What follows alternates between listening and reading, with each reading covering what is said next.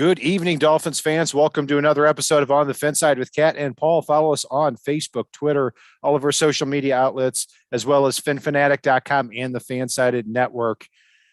It is a victory celebration here tonight. The Dolphins win 20-7 in convincing fashion over the Patriots. And this is the first time in over 20 years that Bill Belichick has lost 4 straight games to a divisional opponent. I mean, Paul lives in New England, so I mean, I can't imagine the joy he's feeling over this.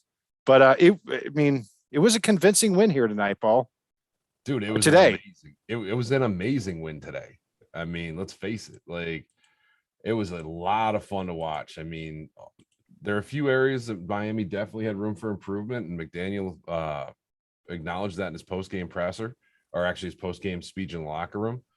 I like that they're not complacent with what they did today because there are some areas, like I said, there are some areas for improvement. But guys, I look out on Twitter, I see people bashing this, bashing that. Let's enjoy this win because it was a lot more convincing even than the score.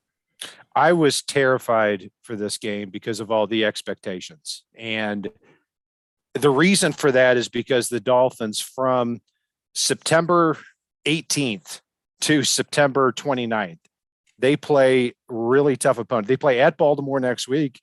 They play the Bills at home, and then they play at Cincinnati in a span of 11 days. Those are 3 tough opponents. They had to win this game. And the Patriots now are in a similar situation because they lost in convincing fashion, and now they play at Pittsburgh versus Baltimore at home, and then at Green Bay. So you're talking about them getting off to a 1-3 or 0-4 start. And the Dolphins, if they hadn't lost this game, we would have been talking about them in the same light, I think. Yeah, I'm with you on that. I mean, the team that took the field today did not look like a team that was quite up to the Buffalo standard yet. But again, this is the first game with the new head coach, with some new scheme stuff. The defense looked like it was on fire. The offense didn't look like it was a problem. And we all know McDaniel is a guy that takes and tweaks and tinkers and fixes offenses.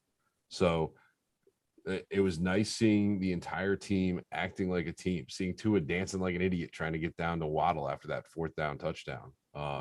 Took risks, but took the right risks. And it was fun, man. It was fun. It was getting off to a 17-0 start was really fun at halftime.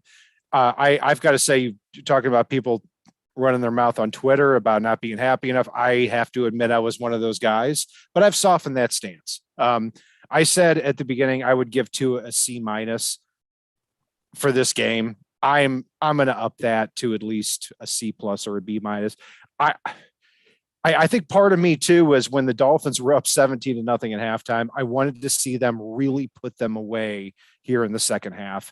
They didn't do that. And I saw a lot of bad throws from Tua too. I mean, you're talking about, that one play where, the Dolphins are up by,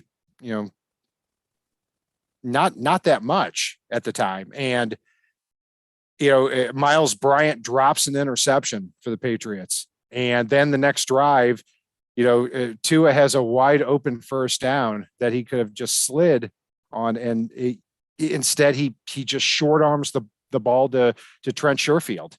I don't know what the point of that is. Those are things that Tua needs to get better at as we continue to go along. But then I look at a stat sheet at the end of the game, and you're talking about 23 for 33, 270 yards and a touchdown against a Bill Belichick defense that was top 4 in points allowed last year, as well as yards allowed. So, yeah, I might be one of those guys that should probably just enjoy it. And I look at it too as Miami didn't have their entire offense together all preseason.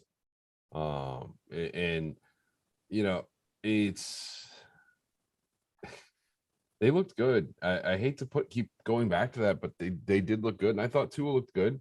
I don't think he looked great. He could have easily thrown for 300 yards in this one. And end of the day, we got the dub, man. We got the dub. Like, and I'm gonna enjoy this for a few. I Oh, really you am. should. You should. And you know, and now here is the good thing with the Dolphins' next three opponents is if you even win one of these three games, you're still keeping the trains on the track. You know, um, and if you win two of the next three, you're 3-1, and then you head into a schedule where between September 30th and December 10th, you face one quarterback who is a top 25 quarterback in the NFL.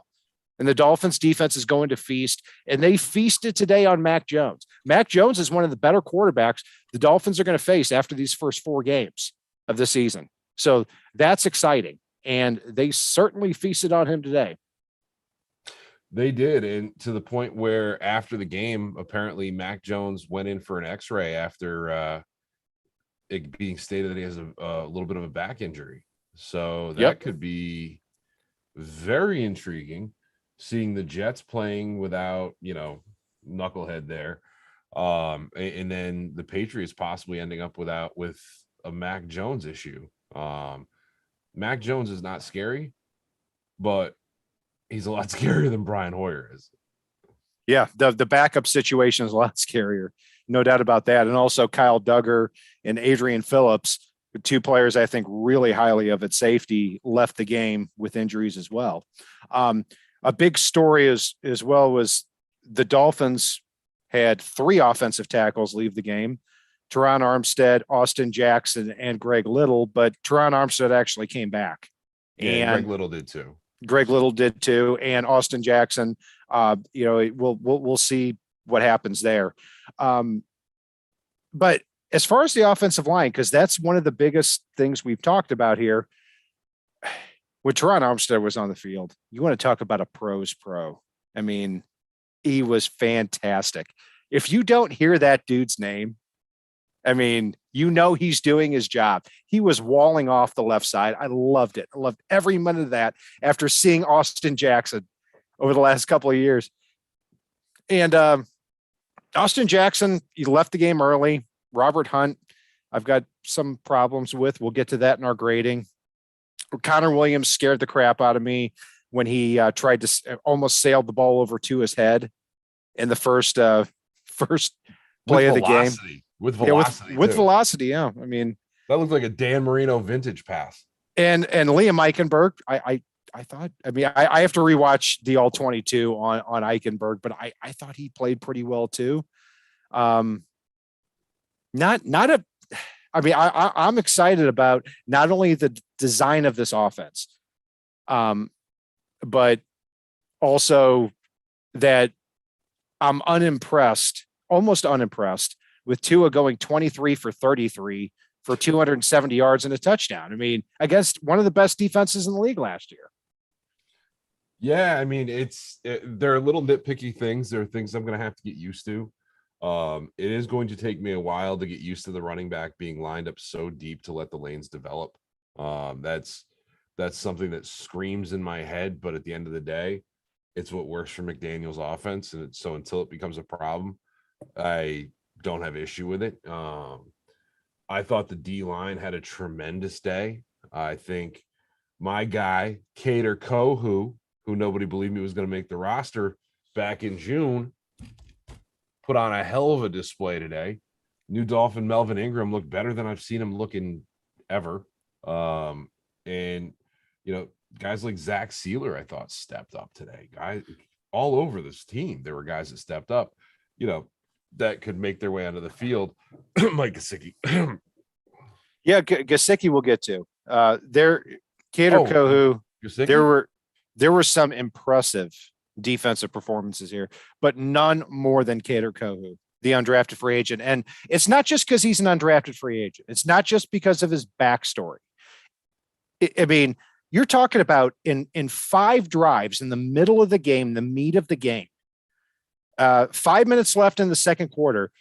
It was 2nd and 8. He stopped Ramondre Stevenson, darted out to the edge, got him for a 5-yard loss. And now it's 3rd and 13. The Patriots end up punting. And then in the third quarter, he has that great pass breakup against Hunter Henry, a Pro Bowl tight end. I mean, perfect technique. Patriots punt. Then in the fourth quarter, the play that really sealed the game, he forces that fumble on Nelson Aguilar. You're talking about this guy, an undrafted free agent out of Texas A&M Commerce, ruining 3 out of 5 Patriots offensive drives. I mean, incredible work by this guy. And it also needs to be noted, Noah Igbenogany was inactive in this game. Oh, poor Noah. I mean, if that drives me insane. If Noah's going to be inactive at this point, even with Byron Jones on PUP for at least the first 4 weeks, it's time, ladies and gentlemen. Just like for Clayton Fejedelem with his whatever issue he had, it's time. It's you need to take a page out of the Raiders blueprint and start parting ways with some of those type of players and making room for talented players, because this isn't a roster anymore where we've got to have like if we just keep him on the roster and we close our hands and we wish real hard and we clap, maybe he'll be a good player. He's an athlete. No, there's a lot of athletes in the world that suck at football, and Noah looks like he's one of them. Yeah, I mean, he's just not getting it. And it's not like he's a player that we've talked about in the pre-draft process, like a Tariq Woolen from UTSA, where he runs a 4.3 and he's 6'3". And if he really gets it, then he's going to be a special player. I mean, he's just never been that type of athlete or guy. I mean, he's been a good athlete, but yeah, I agree with you. I think he's going to be cut when Byron Jones returns. He needs to be. But, I mean, you don't cut Kader Kohu watching what he did. You don't cut Nick Needham. I mean, you can go through like every single corner that was on the active roster did something special today. Yeah, I mean, if Brandon Jones is a 3rd-round pick and made the play of the game, Dolphins are up 3-0, and Mac Jones drops back. Brandon Jones flies off the edge, which was fantastic to see that the Dolphins remained aggressive throughout the entire game. Flies off the edge, strips Mac Jones, and then Melvin Ingram walks into the end zone to get the Dolphins 10-0. And just like last year in the final game of the year, the Patriots never had any sort of response for that. And but my point is that Brandon Jones, 3rd-round pick, Kader Kohu, undrafted free agent, Nick Needham, undrafted free agent a couple of years ago, somebody we were making fun of about how bad he was playing in preseason. There is unlimited opportunity in this defense for defensive backs to step up. Noah Igbenogany has never taken up on that. He's gotten a few penalties when he's had his chance. No, him being drafted in the first round was a penalty. Flag. But as far as other positions, obviously wide receiver, and this is what gets me excited too, is that it doesn't even feel like Tyreek Hill and Jalen Waddle had great games. And you're talking about Tyreek Hill, 8 catches, 94 yards, another rush for 6 yards. So 8 for 100. Jalen Waddle, I got so many text messages from so many people in the first half, rightfully so, about where is Jalen Waddle? He hasn't been targeted. What's going on here? I thought maybe his injury might have been more severe. He ends the game with 4 for 69 and another rush for 8 yards and a touchdown. And obviously one of the biggest plays of the game and one of the most defining plays of the game compared to Brian Flores and Mike McDaniel is it's 4th and 7 at the 50-yard line or close to the 50-yard line. And they go for it. And Tua drills it in between 3 safeties to Jalen Waddle, breaks a tackle, and makes the biggest play of his career. 17-0 halftime. And since then, and after that, the Patriots are just trying to play catch up. Yeah, I mean, and Miami really played a clean game overall. As it's looking around anyway, like aside from Waddle and Hill. I mean, we had 4 penalties, big deal. We went 1 for 1 on 4th downs. Went almost 50% on 3rd down. 18 first downs in the game. Like, I mean, the only thing I wasn't as enamored with was, yes, the rushing was there when we needed it, but I didn't see tremendous amount of productivity in the run game per se, like I was hoping to see. But I think that's something we're going to develop as time goes on. I thought Chase Edmonds looked explosive. I thought Raheem Mostert looked explosive when he got little opportunities. And even though they didn't put tremendous yards on the ground up, they did contribute in the passing game overall. Yes, they did. That's a perfect observation of the running back position because, I mean, Mostert and Chase Edmonds, 17 carries for 41 yards, 2.4 yards a carry. Not that impressive as far as statistics, but they had several big plays in the passing game. You remember that play that Tua almost had the interception in the fourth quarter. He comes back the next drive and he sees Chase Edmonds right underneath on a slant route. And we are not used to seeing slant routes from running backs that just pick up an easy 10 yards. And also Raheem Mostert catches a pass out in the flat, breaks a tackle. And when he breaks a tackle, he can take it another 10 or 15 yards, which we also haven't seen over the last couple of years because of the speed and explosiveness that he brings. So, yeah, I mean, running game needs work, no doubt about it. But I also think Bill Belichick planned today to take away the running game and try to force the Dolphins to win with two in the passing game. Well, that's what happens when even your offensive coordinator is a defensive coordinator. So, you know, you do tend to scheme your defense pretty well when literally everybody's a defensive coordinator, pretty much except for your defensive coordinator. Yeah. Matt Patricia was calling offensive plays. They just keep circling people around. But I think the Patriots are in big trouble here for the rest of the year. And right now, the Tom Brady at 45 years old is beating the Dallas Cowboys. So actually, you know who looked like they were in trouble today? Really from the same, involving the same draft as Tua. The Bengals look like they were in some damn trouble today, and Miami's got them coming up on a Thursday night. They do. I think they'll be fine. I think they just stumbled out of the gate. That was more than a stumble. We would be if that was us, we would be having an angry show, and that's not coming off of a pretty let's keep in mind the Dolphins haven't won a playoff game in 20 plus years, and the Bengals were in the Super Bowl last year. That needs to be said. Mm-hmm. You know. But my bigger thing, too, is that T. Higgins got hurt in that game. I'm wondering what's going on with that. Yeah, I mean, after the first week, things start to get cleared up a little bit. So we'll see. But what I'm excited about is that if the Dolphins win one of the next three games, get blown out in the other two, and they're 2-2 after the first four games, they start to feast on those bad quarterbacks.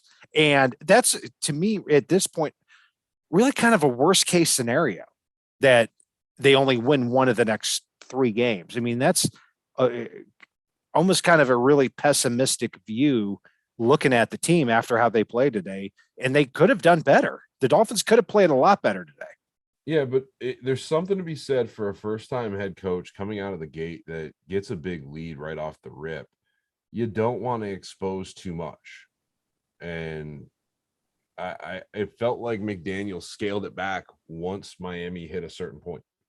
So yeah, I'm not going to fault the guy for not putting a lot on tape if he didn't have to. Yeah, I mean, when you're up 17-0, you really don't have to that much. And there is no doubt in my mind, no doubt that when you look at that 4th and 1 play where the Dolphins were right around midfield and Carl Davis for the Patriots jumped off sides, there's no doubt that Brian Flores would have been punting that ball. And there's no doubt in my mind on 4th and 7. I mean, are you kidding me? You think Brian Flores is going for that? No doubt. There's no way in hell he's going for that. And when you are up 10-0 and you drive the ball right down the gun hole in between three safeties, and you go up 17-0 before half and then get the ball back after halftime. That is a defining type of attitude play, and I loved it. And we've been waiting 20 years for that to happen. That type of attitude for Tony Sperano and Joe Philbin and Adam Gase to actually have somebody that says on 4th and 7 at midfield, up 10 points, we're gonna do this, and we're gonna show confidence in our offense. I loved it. Yeah, no, I mean it's not only in the offense, but I felt like he showed confidence in Tua there. I mean, if you're worried about what your quarterback's going to do, you don't put him in a situation where that defining moment you feel like it's going to fail. And as he put it after the game, it was a little too long for a field goal. They didn't really want to punt there, and the situation just dictated that it was worth the risk, and he had trust in his quarterback. So, and he was rewarded, and that's one of those things that you can build off of with a young quarterback, because as much as we can talk about ability and things like that, we need some opportunities to build confidence. And it's actually comical because and Manny just brought this up in chat. Miami's going to play against the Baltimore Ravens next week. Lamar Jackson had a little confidence builder today, but if you tell me he's not sitting back studying tape over and over again from last year and seeing ghosts of the team that basically provided the blueprint that ruined his season, I having to face them out of the gate. Which quarterback do you think's walking into next week with more confidence? Yeah, no doubt about it, especially because Mac Jones may not be walking into anything next week, nor should he, because the Dolphins ruined him today. I mean, he looked bad. He looked bad. And Devontae Parker, let me say this first and foremost. Let's get the elephant out of the room here. That was pass interference from Xavier Howard on the first drive. It was. But that doesn't mean the Dolphins would have lost the game if that didn't happen. That was pass interference. The good cornerbacks know how to do that and get away with it. No, I thought if the roles were reversed, if Devontae Parker was wearing a Dolphins jersey, I would have been screaming that was pass interference. But we've seen it time and time again where when we face a good corner, they've got that little grab hidden away from the official. They know where the official is. Oh, he wasn't hiding it. It's not supposed to be. It's one of those where we've had that happen and not get called against us before. And it's one of those things that the good ones know how to get away with it. Yeah.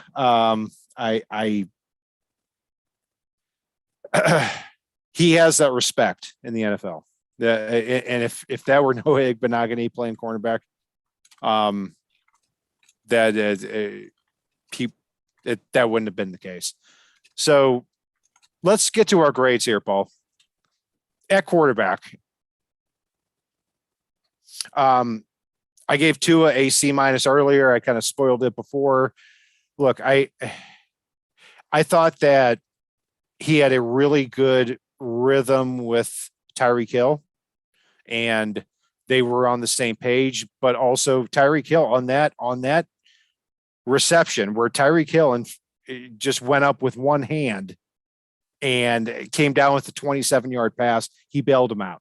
And in the second half, I thought some of those passes that he threw were inexcusable. I mean, there's no way that you should be throwing those type. You should not be throwing passes inside of 4 minutes that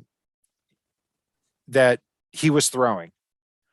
So, but overall, you have to look at the end of the day, 23 for 33, 270 yards and a touchdown against a Bill Belichick defense. I'm going to go with a C+ because I want more out of Tua.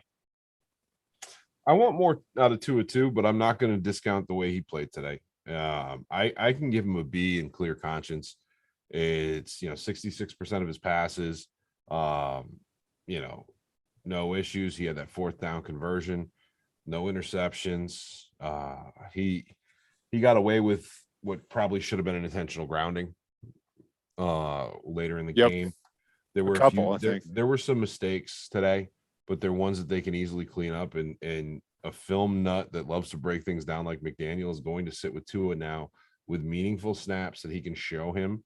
And I expect to see some of that stuff cleaned up. I love the emotional leadership we saw from him today.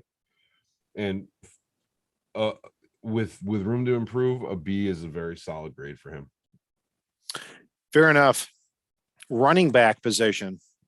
You alluded to it here a couple of minutes ago. I'm going to throw it back to you on that for the grade. I liked what they did in a lot of areas, but it just wasn't enough. This one's going to be a C+ for me. It's probably my lowest graded position. But well, maybe not my lowest graded, but it's going to be close. There was a lot to not like today, but there was also a lot of potential you could see from especially from those two in Mostert and Edmonds. I definitely think they're good players. I think they're going to be very productive for us down the stretch. But today wasn't good enough, and it wasn't enough. And that's where I can go with a C+.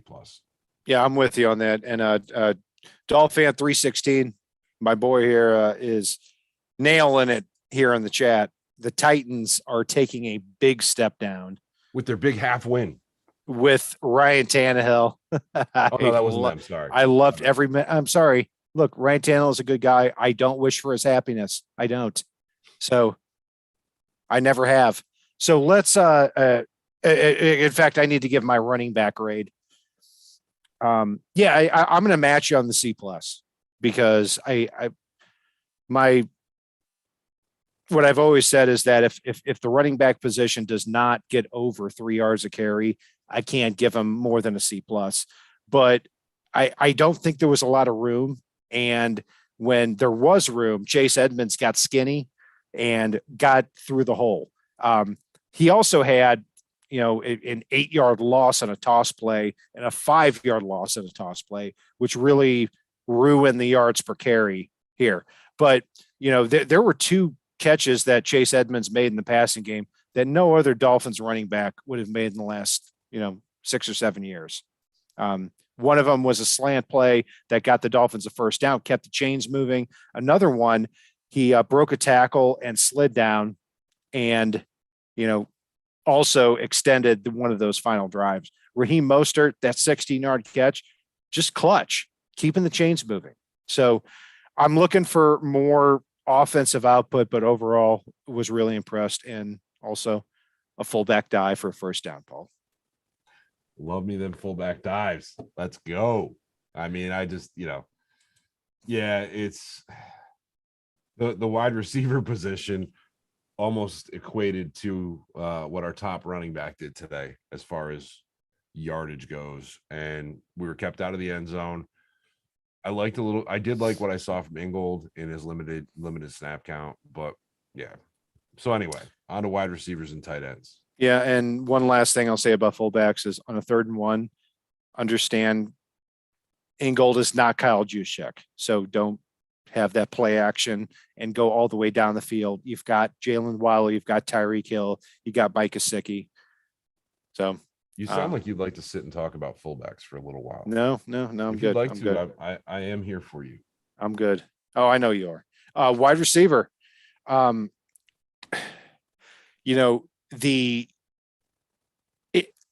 keep going back to it doesn't seem very impressive with what Tyreek Hill did today from statistically. It doesn't. But then I look at 8 catches, 100 yards on offense. It's not even an option to cover him on a given play. And that's something that is so special in this guy. And then you do that and you lull the defense to sleep with so many catches from Tyreek Hill. And then Jalen Waddle comes out and makes the biggest play of his career against Bill Belichick. So I like that. One bone I have to pick as far as receivers are actually 2 bones I have to pick. Number 1, Cedric Wilson has to show more effort on those 2 plays that he was given. he got an 8-yard swing pass, and he also got an 8-yard pass out to the flat, and he just kind of tiptoed out of bounds. And it didn't make a lot of sense to me because now you're in 2nd and 2 instead of 1st and 10. Mike Gesicki, I mean, I think he's a player that's going to be there later in the year. And I think he's somebody that's kind of like a, I think he's going to be, he doesn't fit. He looks weird in this offense, but I think he's also going to be somebody later in the year that is a sword that you take off and throw the pass to and make, I'm not sure what I'm saying on it, but I've lost my train of thought on that. But you lost me at the beginning of that train track, buddy. Yeah, Gesicki is a weird fit in this offense, but I also think that in the most obscure game that he's going to have like 5 catches for 130 yards. Yeah, no, there were a couple of plays today where all I could think was like, if you just lob that up to Gesicki, that would have been a completion. Yeah. And it is weird seeing him. I think he has such a weird and unique skill set that I think McDaniel is still trying to figure out how he wants to utilize him. And again, it's something I think either they're going to figure it out in the first 4 or 5 weeks, or he might get salary dumped before the deadline. We don't know. No, it's because they've already paid him. I mean, they're going to trade him for something, or they're going to find a role for him and let him walk it. And that's part of what I meant by salary dumped is trading him for something. Yeah. Because end of the day, you're going to get something back for him. And if you can't figure out how to utilize him, which I expect McDaniel should be able to do at some point, but again, Gesicki's got to meet you in the middle on it as far as his role goes. And we don't know the conversations going on behind the scenes, but I can't imagine Mike McDaniel couldn't figure out a way to utilize a unique skill set from a player. Yeah. And speaking of unique skill sets, Eric Ezekama, which was mentioned by Brett Dodger here in chat, he was inactive today. And it wasn't a huge surprise for me because he's a raw player. And River Craycraft was promoted from the active roster along with Veron McKinley. Not a huge surprise. I do hope that they carve out a role for Ezekama here throughout the rest of the year. And I think they will. I think they're just trying to get him ready to go. He doesn't really play special teams. Yep. And end of the day, it's a numbers game with the inactive list. They've got a couple of guys that are hurt on there. Their third quarterback, which they can activate if they need to during a game. And then guys like Trey Flowers, who is a little bit superfluous on this roster right now that they've signed Melvin Ingram. And, you got to throw one of the receivers on there at this point, especially when you're keeping Ethan Carter, Hunter Long, Durham Smythe, Mike Gesicki, everybody but Tanner Connor from the tight end room active. And I think we had all 4 running backs active today too, plus a fullback. Like, end of the day, somebody has to be inactive, and he's towards the bottom of the roster as far as the receivers go, which isn't a terrible place to be on this Dolphins roster with the receivers we have. Yeah, I'm with you on that. And Greg Gumbel, as far as grades go, gets an F today because he and the staff said that Tanner Connor was on the field, and he also said Justin Bethel was Cater Kohu twice when he made incredible plays. We'll get to Cater Kohu, who is a star of the game. Spoiler. Defensive. Oh, no, let's so wide receiver and tight end. I mean, we may have to start dividing up receiver and tight end. I've been saying that for years. Don't you start that crap now. All right. So wide receiver, what's your grade? Wide receiver, B+, room for improvement, but a lot of fun. I'm going to match you on the B+ as well. I hate to do it, but yeah. I mean, there's room for improvement. I'm looking for another couple of plays over the top, but yeah, I'm going to match you on that. And Cedric Wilson drags the grade down just a little bit. because I want to see more effort out of him. Tight ends, I mean, C plus, I guess, because they didn't really do anything wrong. Mike Gesicki had one catch for 2 yards, and when he did, he looked really unhappy when he got up from that catch. Durham Smythe blocking really well. Hunter Long was on the field a lot more than I expected to. So, all right, C plus for tight ends. Almost had a brawl in that game today. That was pretty cool. I got to rewatch that. I didn't see that. Yeah, towards the end of the game, he almost got in a fight. It was awesome. No, I'll give the tight ends a C, and I think I'm being generous. That's more so for Durham Smythe because Mike Gesicki had that catch, got up looking unhappy, and I mirrored him on that. I was pretty unhappy too that's all we saw from him today. I'll go with a C because I didn't see a lot from the tight ends, so C sounds like a good grade for me. Yeah. So let's get to the exciting part here: the defensive side of the ball. You didn't even skip the line. Oh yeah, that's right. Yeah, I know. Offensive line. Yeah, we talked about it earlier, but yeah, you first. Man, I'm losing my mind here. I loved Teron Armstead, a left tackle. I was so excited to see that. After, I love a good left tackle, and Teron Armstead. You didn't hear his name much. You saw the athleticism. You saw him stonewall player after player. He got hurt for a little bit, and then he came back. I loved it. Connor Williams scared me with the snap over the near snap over the head of Tua, but you also see these are quality offensive linemen, proven offensive linemen that we haven't seen in a very long time with the Miami Dolphins. I loved it. And I may have to go back to the all-22, but Liam Eichenberg, I thought played a pretty good game too. Robert Hunt did not play a good game. He had a lot of missed assignments after I watched the offensive line play a couple of times here.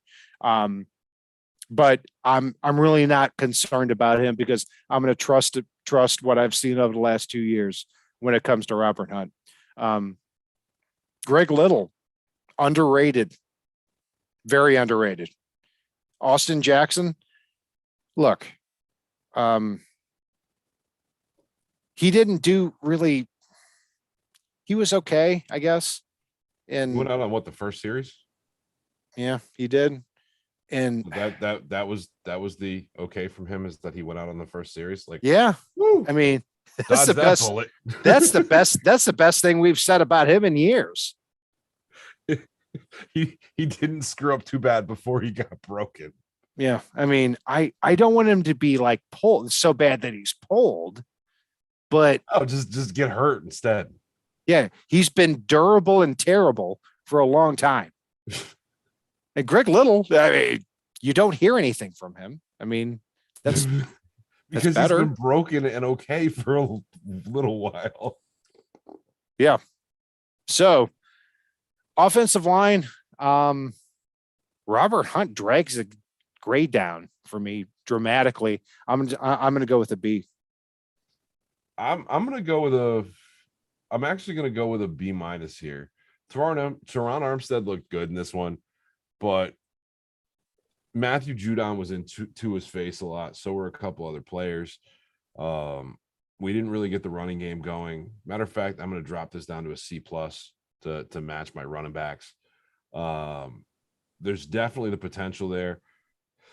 And, Connor Williams making a few snaps in adventure, to say the least. I mean, making a shotgun snap look like he actually shot it out of a shotgun and not in the right spot was adventurous. But again, there was a lot to like. I think this is a much improved offensive line. So I'm curious to see what McDaniel is able to do with this now that he's seen these guys play together ish for most of a full game. Absolutely. So, the offensively, it wasn't great in the second half, obviously. I mean, they only put up 3 points, but they were also trying to protect the lead. On the defensive side of the ball, they shut out the Patriots in the first half. I mean, what more can you say? And starting with the defensive line, Zach Sealer and Christian Wilkins are the two that really popped for me. To me, it forced the Patriots offensively to force everything outside, and they had some success running the ball with Damian Harris and Ramondre Stevenson on the outside. But it's great having that 3-man interior defensive line trio of Raekwon Davis, Zach Sealer, and Christian Wilkins. And I think they showed it here in this game.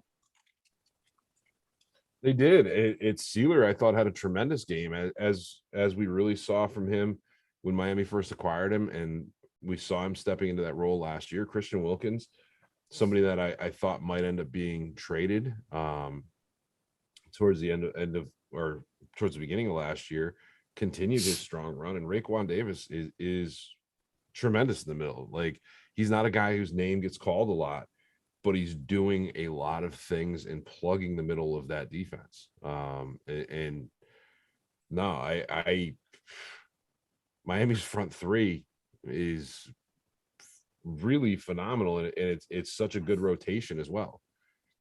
Yeah, Raekwon Davis has had how many sacks as a Dolphin? Maybe 1.5. And in his last 2 years at Alabama has had 2. I mean, he is what he is. And he is a massive football player who clogs the inside. That's what he is in this defense. And he is performing that role very, very well. And Zach Sealer's ascension over the last couple of years, you saw him out there at defensive end today. I mean, he is just impressing more and more every single day. Emmanuel Ogbah had a blown coverage sack today and overall looked good. Jalen Phillips, I'm looking for a little bit more based on today. I thought when he was out in space, he didn't look very good when he was out in coverage. As a stand-up outside linebacker, he's the one that led up the Dolphins' only touchdown to Ty Montgomery here today at the running back position for the Patriots. So, but overall, Jalen Phillips recovered a fumble today. Yeah, he did, from Kader Kohu. Yes, sir. From Nelson Aguilar, forced by Kader Kohu. I'm still really excited about Jalen Phillips. Didn't have the greatest game, but had that one good play. He had a couple of plays where he got some penetration and did some interesting things. He didn't get there, but he actually late in the game, he got a hand on Mac Jones as Mac Jones got the ball out for what almost ended up being a safety. Like it's so there were some good plays from him. I'm not going to fully beat the man up. Yeah. Oh no, I'm not going to beat him. He didn't have a bad game, no doubt. And that, when Kohu knocked that ball out, he came from the defensive end spot and ran across the entire field and got that ball pretty quickly. He's always doing positive things. I'm looking for somebody that's going to play through the offensive tackle and be that kind of like Joey Bosa type of guy. I didn't see that today, but that doesn't mean that he's not going to continue to add weight and capitalize on that. Overall, defensive line, B+. Yeah, defensive line. Oh, I didn't even factor in Emmanuel Ogbah in mine yet. I mean, Ogbah, I thought, had a very strong and stout day. Vintage Ogbah. Zach Sealer batted a pass down today as well. I'm going to go with an A- for the D line. I thought they held the running game with 2 very good running backs for the Patriots to not a lot. They put pressure on Mac Jones. Dude's getting an X-ray on his back right now. Yeah, I'm pretty good with the defensive line's performance today. A- is perfect for me. Yeah, I mean, I can't disagree with you on that. Linebacker, it seems like we're given the same grade all the time from year to year. Jerome Baker or Landon Roberts, Duke Riley. We didn't see Channing Tindall today. I'm counting Melvin Ingram as a linebacker today. Gotcha. Yeah, and Andrew Van Ginkel too. I mean, the Dolphins are stacked as far as edge and linebacker. I mean, Van Ginkel, there wasn't a lot of a room to make plays today. Other than a touchdown. No. Excuse me. For Van Ginkel, obviously, yeah. obviously Ingram. I'm like, what? Ingram had the biggest play of the game. But yeah, it really depends if you're counting defensive end or off-ball linebacker and in the grades here. So, I mean, Melvin Ingram, I thought was sensational. He was all over the field. He was all over the field. Yeah. I mean, he was playing more of a traditional linebacker role than I expected from him today, too, though. Yeah. So this is going to really mess up our grades. So I'm going to throw it to you. Touchdown. Hey, let's go. You scored the first touchdown of the season for the Dolphins, and we're all over the field. There were some plays where they gave a little more ground than they should have. I can go with an A for the linebackers, even with a few mistakes. They really opened up things on the levels in front of and behind them today. I found it hilarious that I think it was Brian Gumbel. Every time that they brought anybody up to the line of scrimmage, Greg Gumbel, whatever. Like it's whatever idiot was calling the game today. I found it hilarious that anytime the Dolphins brought anybody up to the line of scrimmage, they literally brought up the fact that, oh, Miami's just bringing the house like they did. They bring the house on every play. No, they don't. They come up and they only rush 3 or 4 most plays. Just you don't know where that blitz is coming from and who's dropping in coverage. Like just because you can't break down the guys that are moving backwards and the guys that are moving forwards doesn't mean they're all running forwards. Like, and the linebackers really do a great job of helping mask that. And, they got a touchdown today.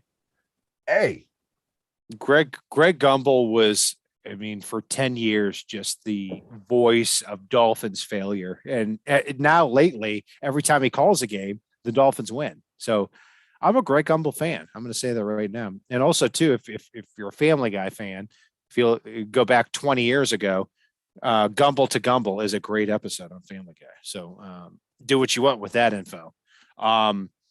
But I think that Melvin Ingram has been a massive addition because I've always called Andrew Van Ginkel an opportunistic outside linebacker, defensive end type of guy. Oh, I love AVG. I do too. But Ingram is more of that power type of defensive end. I wish he would switch away from number 6. That looks like we're still in preseason, but yeah, I mean, he was in passing lanes today. He was fantastic. You're just finding things to gripe about when you're like, I wish he would change his jersey number. I always do. Like that's if that's your biggest gripe with the linebackers, you better say at least an A- too. I'm going to go with a B+ just to annoy you on that. They got a goddamn touchdown. Yeah, they did. And your only gripe is like, oh, they didn't get AVG on the field and he wears the wrong number. Yeah, so that's better than a B+. Their linebackers and their linebackers scored as many points as the Patriots offense. Opponent. Defensive backs. I'm going to throw it to you on that. Good Lord. This was a fun position today, whether it was Kader Kohu forcing a fumble, Brandon Jones forcing a fumble, Javon Holland with an interception, Xavier Howard shutting down Devontae Parker. Call it pass interference if you want. They didn't call it on the field. Nick Needham got beat for a 9-yard reception at one point. Oh, no. If that's where our cornerback standards are, I'm good with it. It was very interesting to see what Miami was able to do, the way they were able to be deceptive. They flew all over the field from that defensive back position and caused plays, including 3 turnovers today. I'm with you on that. So what's your grade? I can't find fault with the defensive backs today. I am going to give my first A+ of the year in the first game because they studded out, and that's without one of the star corners. See, I was trying to one up you on this because I'm also going to give him an A+ because Brandon Jones is the one that caused that play. 100% caused that play. One more thing though, before you go on, I'm claiming Kader Kohu as my player of the game, just so you know, before you do. I am too, so I'm gonna have to pick a different guy. But Brandon Jones, right? And what I was really excited about is that the Dolphins did not scale back their defense this year at the beginning of the season. They hid Brandon Jones on that play behind Melvin Ingram and behind Jerome Baker, and he just screamed off the edge and stripped Mac Jones, and then Melvin Ingram just walked into the end zone. That's not talent for me for when it comes to Melvin Ingram. Brandon Jones, that was impressive. And that defensive design was really impressive. Loved every minute of it. At cornerback, before I get to Kader Kohu, Nick Needham opposite Xavier Howard. I thought he had a really good game on the outside, and he had 2 big catches off of him, but those were such perfect throws by Mac Jones, and really the only perfect throws that he made throughout the game. So I'm okay with that. When you're man to man and you're doing your job for 60, 65 snaps a game, I respect that if the quarterback is putting it in the right spot 1 or 2 times. It's hard to replace that. But Kader Kohu is somebody that is maybe one of the stories of the Dolphins season if he continues to take that next step up. I mean, I can't emphasize enough that in 5 drives for the Patriots, he changed the game. I don't know. I think the Dolphins would have won if Kader Kohu hadn't stopped Ramondre Stevenson for a 5-yard loss in the second quarter, or had a massive pass breakup in the third quarter from him, and then had a forced fumble that sealed the game. I still think the Dolphins would have won, but not as convincingly. Not as convincingly. You're right. It would have been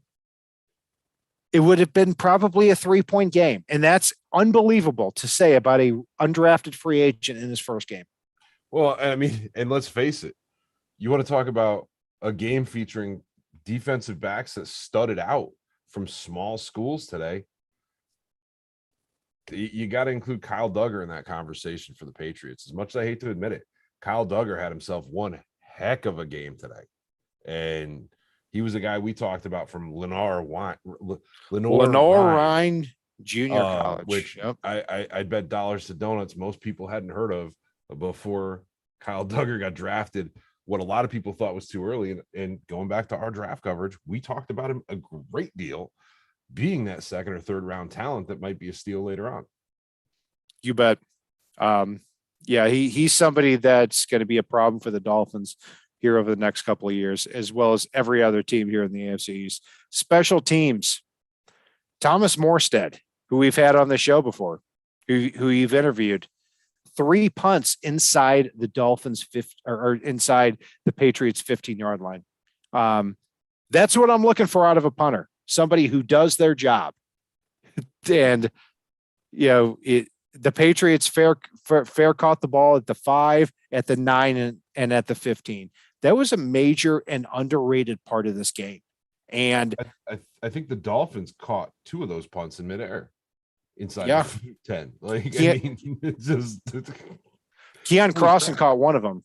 I'm trying to picture the other 2, but yeah, I mean, really just a quality punter, former Pro Bowl punter. And at kicker, obviously Jason Sanders, that right off his foot, I thought he missed it. And that turned out to be a big kick to put the Dolphins up 20-7. And after that, the Dolphins were able to pin the Patriots back, and they were never able to recover. So special teams played a big part in this game. One bone I have to pick, Blake Ferguson almost really botched something here. Because Thomas Morstead picked a ball off the turf late in the game, and Morstead bailed him out. And that was the punt that the Dolphins had nailed down at the 5-yard line when Keon Crossan caught it. So Blake Ferguson, one is okay, but special teams, I'm gonna go with a B here. I didn't love Javon Holland making a few fair catches with his back to the end zone like he had it. I didn't, that adventurous kick, the bad snap. Maybe you know what? I'll go with a B plus here. And I didn't think we did anything tremendous in the return game today. And we've learned over the past decade or so how critical the return game can be in flipping the field as far as some of these plays go. But again, I'm just nitpicking a little bit here. And B plus is not bad when it's your special teams because it means they didn't really screw up. And that's a huge thing as well. Yeah. And I'm looking at my phone here because and it's been said in our chat here. Thank you, Chris Cook. I really appreciate that. Dak Prescott is going to need surgery on his hand after tonight's game. And the Cowboys do not have a backup quarterback. Like literally not a backup quarterback. They elevated Cooper Rush up from the practice squad to be their backup quarterback for this game. So they're the first team in NFL history, unless I'm wrong about this, who do not have a quarterback on their roster. And Teddy Bridgewater, I don't know. So we'll see. I told you before. I told you when they drafted Skyler and I sat back and watched him. I am okay with making a trade involving Bridgewater to the Cowboys. How about we package Gesicki and Bridgewater to the Cowboys for a first round pick? Yes. Yeah, I would too. But we are not the general manager. We are not Chris Greer. So, Paul, let's get to the for a first. He likes bundling. He's the bundle master. Yeah, he does tend to steal from these other GMs. But anyway. So who is your player of the game? And Gator Kohu, who's your Coke Bus player of the game? Coke Bus player of the game. I'm going to go with Mike Gesicki. Gets one catch for 1 yard, gets up pissed off, and looks a little lost at times in the offense as far as where he's supposed to line up and what he's supposed to do. It's Gesicki is supposed to be a stud weapon. He's on our franchise tag, and one catch for 1 yard. And I was looking for the snap counts before the game, and they're unfortunately not out yet. So I'm very curious to see what his snap count was. And unfortunately, I think it's going to be higher than we expected it was. And when he was out there, he did nothing. And it's lower than it should be anyway. Absolutely. Gator Kohu would be my player of the game. I'm going to take the layup here. I'm going to go with Tyreek Hill. 8 catches, 94 yards. Also a rush for 6 yards. And it very easily could have been 2 or 3 more catches if he and Tua were on the same page on those. My Cocoa Bus player of the game for me is easy. It's Robert Hunt. And he blew several assignments at right guard. He also kicked out to right tackle when the Dolphins needed him. But those could have been really awful plays when he blew those assignments. So he's going to get that from me.